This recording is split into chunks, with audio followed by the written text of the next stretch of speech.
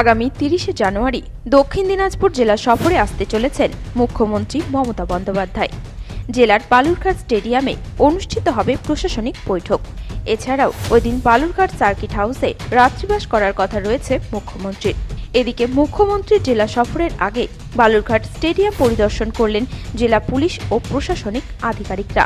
এদিনের পরিদর্শনে উপস্থিত ছিলেন জেলা শাসক বিজিন কৃষ্ণা, পুলিশ সুপার চিন্ময় মিত্তাল, জেলা পরিষদের সদস্য তথা তৃণমূল জেলা সভাপতি সুভাষ ভাওয়াল সহ অন্যান্য প্রশাসনিক আধিকারিকরা।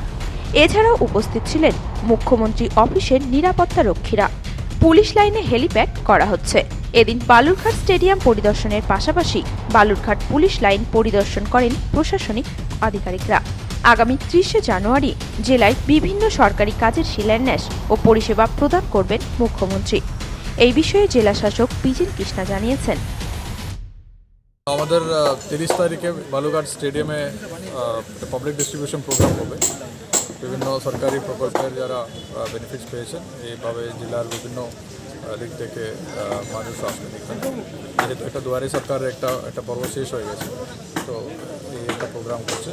৩০ তারিখে বিকেলে প্রোগ্রাম হবে। টেন্টেটিভলি ৩টের পরে প্রোগ্রাম শুরু হবে, তো তারই প্রিপারেশন চলছে। এমনি কি ম্যাডাম কি এখানে থাকার কথা আছে, নাইট স্টে করার কথা আছে? সেটা এখনো কনফার্ম বলতে পারছি না, কিন্তু অন্য জেলায় প্রোগ্রাম করে আসছেন, তো আমরা প্রস্তুতি নিচ্ছি। বালুরঘাট থেকে রিপন ভৌমিকের রিপোর্ট, নিউজ টুডে।